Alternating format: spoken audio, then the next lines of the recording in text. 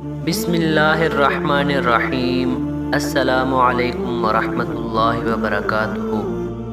صحابہ اکرام رضوان اللہ تعالیٰ علیہم اجمعین میں حضرت زید بن حارثہ رضی اللہ تعالیٰ عنہ جلیل القدر صحابی تھے۔ حضرت زید کے والد حارثہ بنی خزاعہ سے تعلق رکھتے تھے، جو یمن کا ایک انتہائی معزز قبیلہ تھا۔ بچپن میں ایک مرتبہ ان کے قافلے پر بنو قیس کے سواروں نے حملہ کر دیا اور لوٹ مار کی۔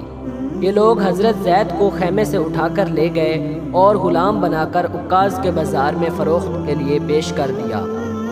حضرت زید بن حارثہ رضی اللہ تعالیٰ عنہ کو حکیم بن حزام نے 400 درہم میں خرید کر اپنی پھوپھی حضرت خدیجہ رضی اللہ تعالیٰ عنہ کی خدمت میں پیش کیا۔ انہی کی وساطت سے نبی کریم صلی اللہ علیہ وآلہ وسلم کی غلامی کا شرف حضرت زید بن حارثہ رضی اللہ تعالیٰ عنہ کو نصیب ہوا۔ دوسری طرف حضرت زید بن حارثہ کے اغوا ہونے کے بعد ان کے والدین غم سے نڈھال رہتے تھے۔ انہوں نے حضرت زید کی تلاش کو ختم نہ کیا، بلکہ ہر پل ان کی کھوج لگانے میں مصروف رہے۔ ایک سال بنی کلب کے چند آدمی حج کے لیے مکہ آئے تو انہوں نے حضرت زید کو پہچان لیا، اور واپسی پر انہوں نے حضرت زید کا تذکرہ جا کر ان کے والدین سے کیا۔ جب انہیں حضرت زید کے حلیے کے بارے میں بتایا گیا تو انہوں نے اسی وقت اپنے بھائی کعب بن شرجیل کو ساتھ لیا اور مکے کی طرف چل پڑے۔ یہ لوگ نبی کریم صلی اللہ علیہ وآلہ وسلم کی خدمت میں حاضر ہوئے اور درخواست کی کہ حضرت زید بن حارثہ رضی اللہ تعالیٰ عنہ کو ان کے سپرد کر دیا جائے۔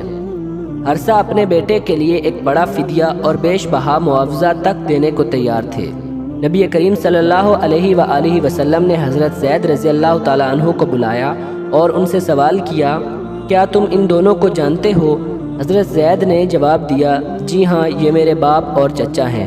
نبی کریم صلی اللہ علیہ وآلہ وسلم نے فرمایا کہ زید تمہیں اختیار ہے، چاہے تم ان لوگوں کے ساتھ چلے جاؤ یا میری طرف رک جاؤ۔ حضرت زید بن حارث رضی اللہ تعالی عنہ نے فرمایا، میں ایسا نہیں ہوں کہ جو نبی کریم صلی اللہ علیہ وآلہ وسلم پر کسی اور کو ترجیح دوں۔ آپ صلی اللہ علیہ وآلہ وسلم ہی میرے ماں باپ ہیں۔ حضرت زید رضی اللہ تعالیٰ عنہ کی اس مخلصانہ وفا نے ان کے باپ اور چچا کو حیرت میں ڈال دیا۔ وہ تعجب سے بولے، زید، افسوس، تم آزادی اور اپنے ماں باپ، چچا اور خاندان پر غلامی کو ترجیح دے رہے ہو؟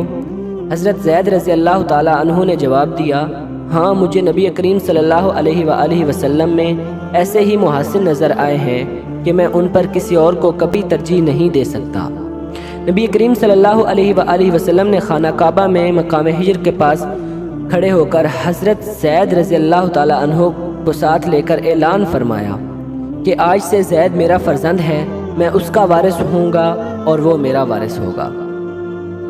اس اعلان کے بعد حضرت زید بن حارثہ رضی اللہ تعالیٰ عنہ کے والد اور چچا کو بے حد خوشی ہوئی اور ان کو دیکھ کر وہ واپس چلے گئے۔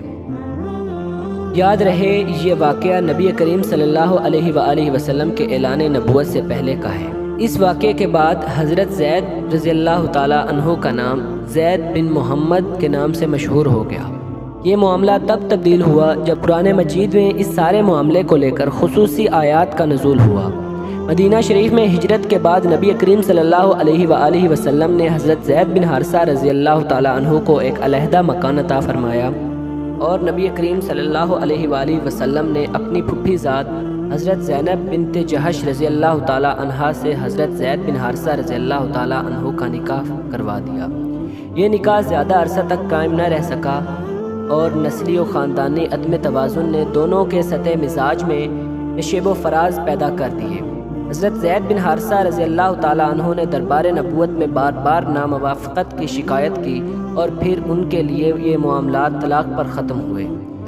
دور جہالت میں یہ رسم تھی کہ منہ بولے بیٹوں کا معاملہ سگی اولاد کی طرح کیا جاتا اور ان کی طلاق یافتہ بیویوں سے نکاح حرام سمجھا جاتا تھا۔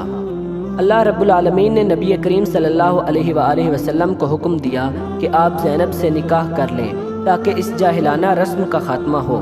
اسی معاملے پر اللہ رب العالمین نے سورہ احزاب میں خصوصی آیات کا نزول فرمایا، جن میں سیدنا زید بن حارثہ رضی اللہ تعالیٰ عنہ کا ذکر مبارک بھی موجود ہے۔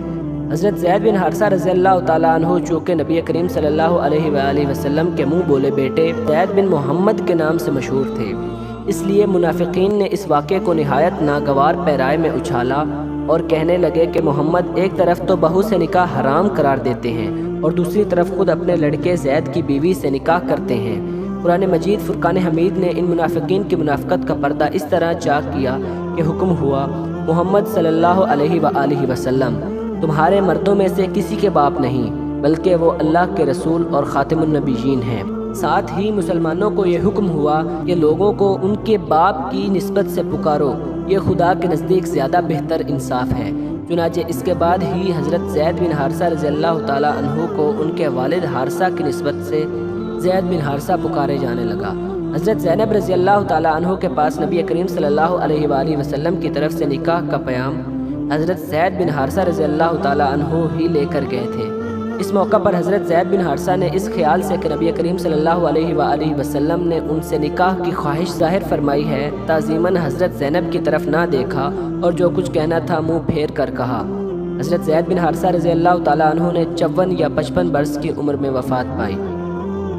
نبی کریم صلی اللہ علیہ وآلہ وسلم کی حیات مبارکہ میں ہی جنگ موطا میں آپ رضی اللہ تعالیٰ عنہ کی شہادت ہوئی اور آپ صلی اللہ علیہ وآلہ وسلم کو اس سے بہت رنج اور تکلیف پہنچی۔ آپ صلی اللہ علیہ وآلہ وسلم کو جب حضرت زید بن حارثہ رضی اللہ تعالیٰ عنہ کی شہادت کی خبر ملی تو نبی کریم صلی اللہ علیہ وآلہ وسلم نے صبر فرمایا، حالانکہ نبی کریم صلی اللہ علیہ وآلہ وسلم کو حضرت زید بن حارثہ اور ان کی اولاد سے بہت محبت تھی۔ اللہ تعالی ہم سب کو اس محبت کا ایک حصہ عطا فرما دیں جو حضرت زید بن حارثہ رضی اللہ تعالی عنہ کو نبی کریم صلی اللہ علیہ وآلہ وسلم سے تھی۔ آمین۔